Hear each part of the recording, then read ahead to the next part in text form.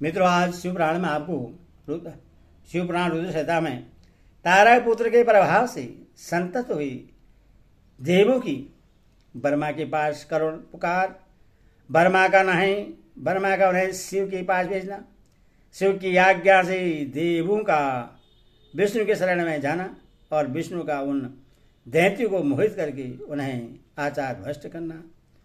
यह कथा मित्रों आपको शिवपुराण में सुनाऊंगा। आप उसको ध्यानपूर्वक सुने और इस चैनल को लाइक एंड सब्सक्राइब जरूर करें। कथा सुनिए। संतन कुमार जी कहते हैं, महर्षि तदंतर तारक पुत्र के प्रभाव से दग्ध हुए इंद्र आदि सभी देवता दुखी हो परस्पर सलाह करके ब्रह्मा जी की शरण में गए। वहां संपूर्ण देवताओं ने दीन होकर प्रेम पूर्वक पितामह को प्रणाम किया और अवसर देखकर उनसे अपना दुखड़ा सुनाते हुए कहा, देवता बोले, धाता त्रिभुवन के स्वामी तारक पुत्र ने तथा मायासुर ने समस्त स्वर्गवासियों को संतप्त कर दिया है। ब्राह्मण, इसीलिए हम लोग दुखी होकर आपकी शरण में आए हैं।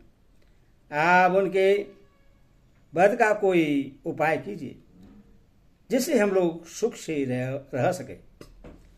ब्रह्मा जी ने कहा, देवगणों, तुम्हें उन दानों से विशेष भय नहीं करना चाहिए।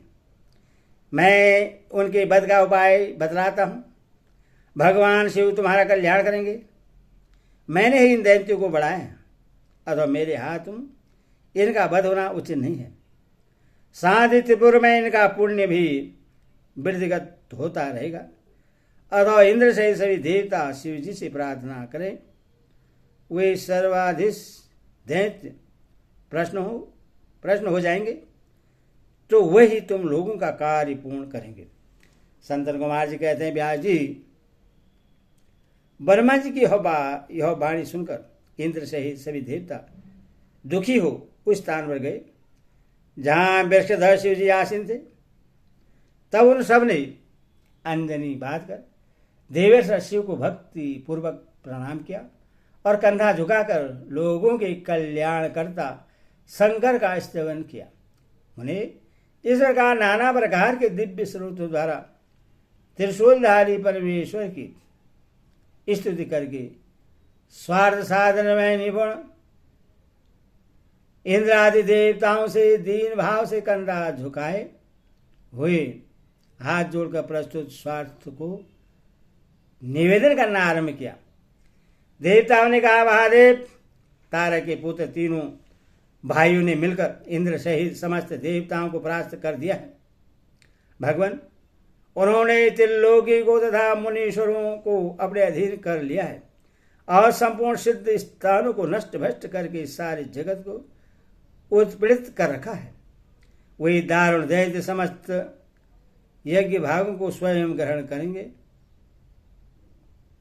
उन्होंने ऋषि धर्म का निवारण करके अधर्म का विस्तार कर रखा है। शंकर, निश्चय ही वे तारक पुत्र समस्त प्राणियों के लिए अवध्य है, इसीलिए वे स्वचानुसार सभी कार्य करते रहते हैं।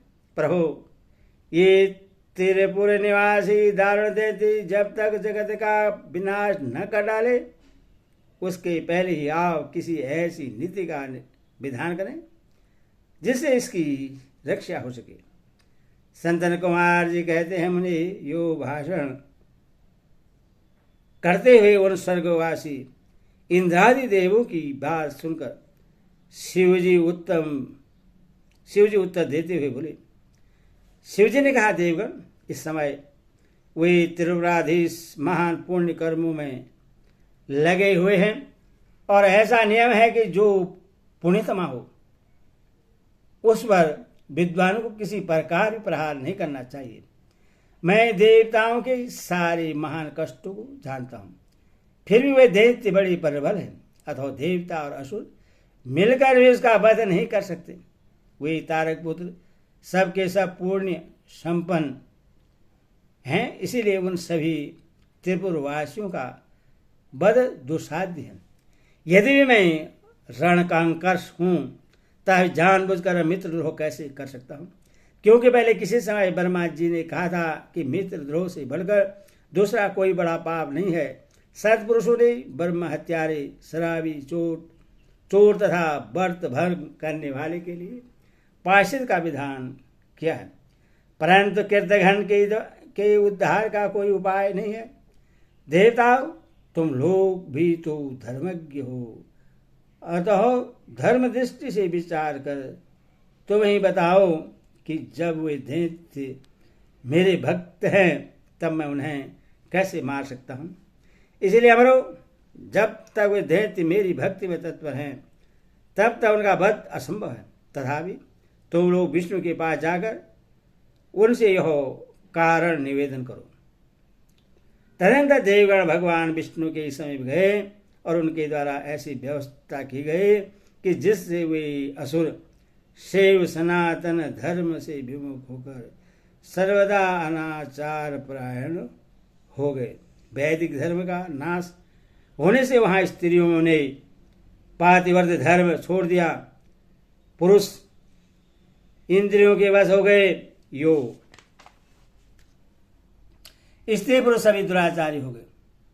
देवराधना, श्राद्ध, यज्ञ, व्रत, तीर्थ, शिव, विष्णु, सूर्य, गणेश आदि का पूजन, स्नान, दान आदि सभी शुभ आचरण नष्ट हो गए। तब माया तथा अलक्ष्मी इन पूर्व में जा पहुंची। तब से प्राप्त लक्ष्मी वहां से चली गई। इस प्रकार वहां अधर्म का विस्तार हो गया। मुनि, तब स्वेच्छा से भाइयों से उन दैत्यराज की तथा मय की भी शक्ति कुंठित हो गई। ओम नमः शिवाय, ओम नमः शिवाय।